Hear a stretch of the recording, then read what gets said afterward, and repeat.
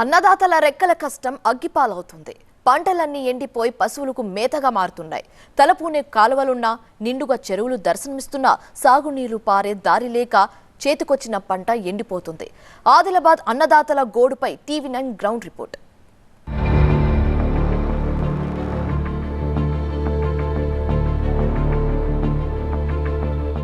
ఎండాకాలం ప్రారంభంలోనే భూగర్భ జలాలు అడుగంటిపోతున్నాయి.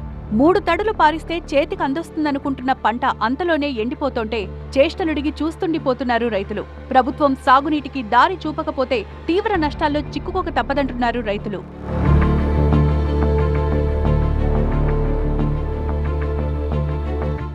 మార్చిలోనే నీటి కొరతను ఎదుర్కొంటోంది జిల్లా రైతాంగం. తాగునీటికి కటకటతో పాటు సాగునీటికి కష్టాలను చవిచూస్తోంది. మార్చి మొదటి వారంలోనే భూగర్భ జలాలు అడుగంటుతున్నాయి. ఫలితంగా బోరుబావుల మీదే ఆధారపడి సాగు చేస్తున్న రైతాంగం బోరుమంటోంది. సాగునీళ్లు అందక ఎండిపోతున్న పంటలను పశువులకు మేతగా వదిలేసి కన్నీళ్లు పెట్టుకుంటున్నారు రైతులు.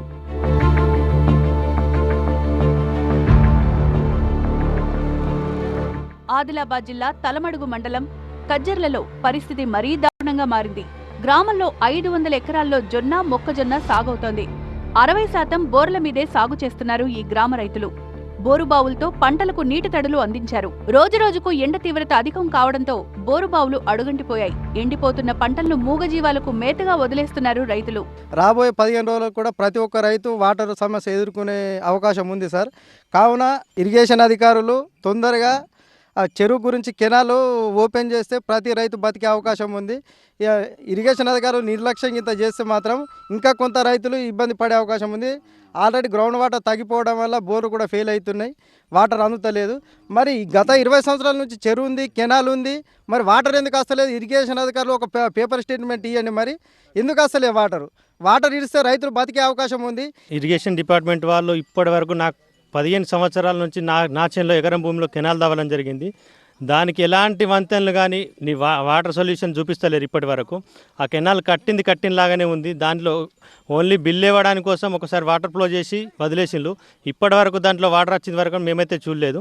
దానికి ఇరిగేషన్ డిపార్ట్మెంట్ వాళ్ళు స్పందించి ఈ కెనాల్ ఏదైతే ఉందో దానికి వాటర్ వచ్చే విధంగా చేయమని కోరుతున్నాం. 2004లో అప్పటి ప్రభుత్వం గ్రామ శివారులో 3 కోట్లతో చెరువు నిర్మించింది. అందులో నీరున్నా కాలువల నిర్మాణం అసంపూర్తిగా ఉండడంతో నీరు అందడం లేదు.